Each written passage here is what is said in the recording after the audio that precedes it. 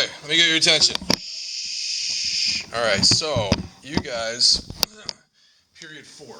We are in this unit, right? That is energy. Now, this is an advanced, not just advanced, but honors accelerated, which means as 7th graders, you're going to be doing 8th grade topics as we go throughout the year. And so we're going to be learning about gravity. We're going to be learning about space, right? Products of space, the universe. Who knows how old this planet is? What's the established date that we a little more. 18 billion years. A little more. Go ahead. A little less. About 4 billion. 1 minute. A little more. In between 4 and 5. It's 4.6 billion. Just to tell you the number. 4.6 billion. Now there was nobody alive, like somebody with a clipboard back then to know. But what we do, what science does, is they do this thing called radiometric dating, all right? And they can figure out the isotopes, the half-life, which we'll talk about much later on, but the half-life of uranium-238 is 4.5 billion years. And so it's the oldest rock that we know of on this planet is 4.5 billion years by using this technique, radiometric dating. Well, the universe is 13.8 billion. And the difference between 13.8 and the planet Earth, 4.6, is about 9 billion years. So the universe had been going for about 9 billion years before planet Earth became informed, right? We get energy from the nearest star to us, which is our sun, all right? And that energy transmits through a form called radiation. That is transfer of energy without contact. So there's 3 forms of energy we're learning about: radiation, convection, and conduction, all right? Radiation, sunlight from the sun, streams to Earth at about 186,000 miles per second. That's the speed of light. It's the fastest thing that we're aware of in the universe, kind of the speed limit for the universe. But when the sunlight comes from Earth and hits Earth, it does not interact with gases the way that it does with an object. What I mean by that, who's ever gone out, maybe sat on the seat of a bicycle that's been sitting out in the sun and it's really hot, or sat in your parents' car, it's been at the beach or something like that, really, really hot? So objects will heat up. An object will absorb the sunlight's energy, okay, through radiation. Well, an object will heat up, and whereas gases will not. Here's kind of like a little experiment thing, just a demonstration really. Hold your hand out in front of your face for a moment, inhale and then exhale, and feel that wind on your fingers.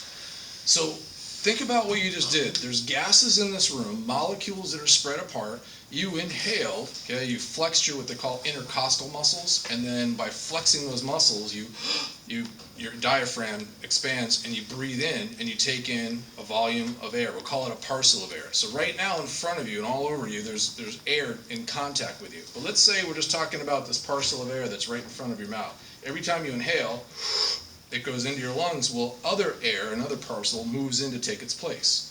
All right? So there's another term we're going to call convection current.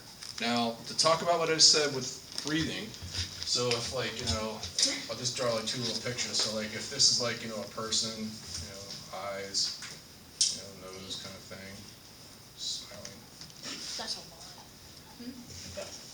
What happened? Just like that, right? You got a person, right? And then this person, same person on the side, right here, is inhaling, okay? So, let me do this in a different color.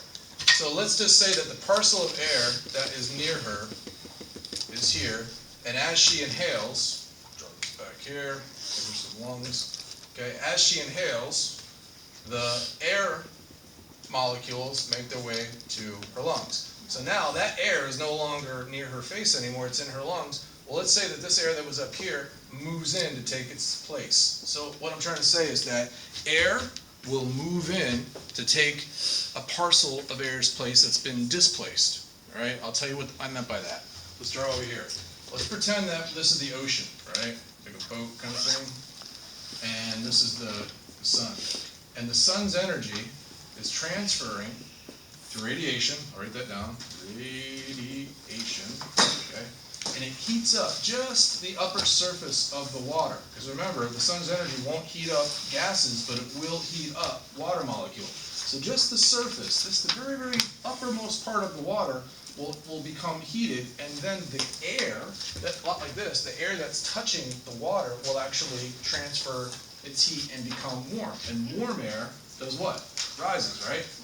So when warm air rises, remember that parcel thing we were just talking about? Warm air rises, cooler parcel comes in to take its place. And then that air gets heated up and rises, and cool air comes in to take its place, and it becomes like this. Convection current. Convection current.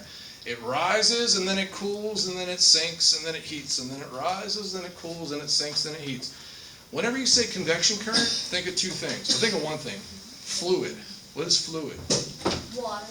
Like a liquid.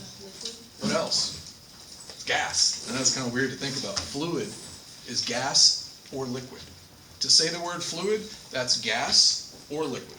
All right? So when you say fluid, convection currents are related to fluid. And remember, fluid is both gas and liquid.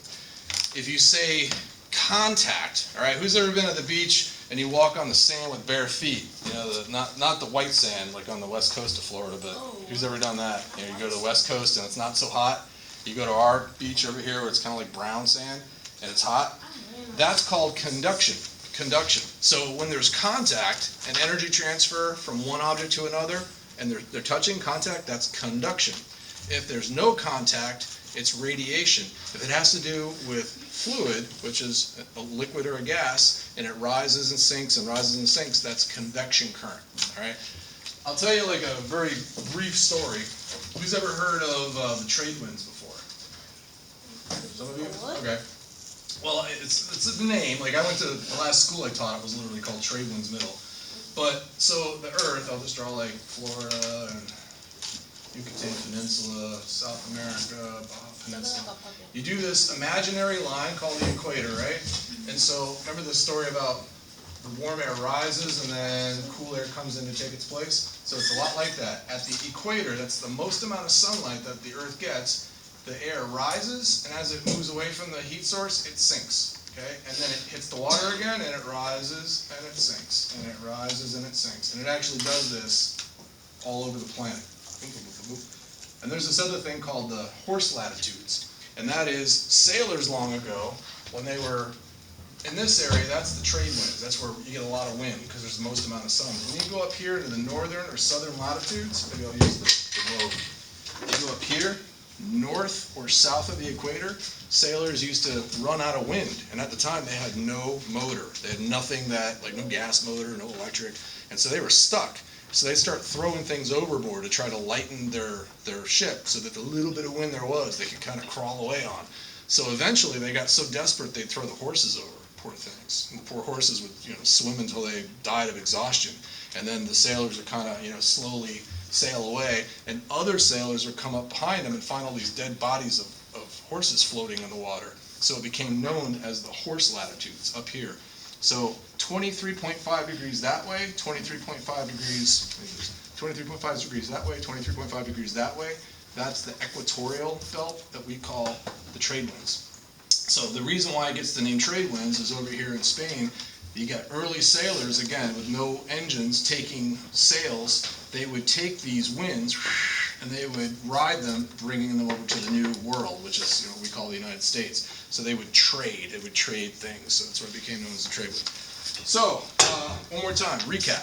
Okay, 3 forms of energy transfer: conduction, convection, radiation. Radiation is transfer of energy without contact. When something is transferred with contact, that's conduction, and if it has to do with a fluid, which is a liquid or a gas, that is convection currents. Question? So say I like, would that be? Yep. If there's contact, it's conduction. Good question. All right. Any other questions?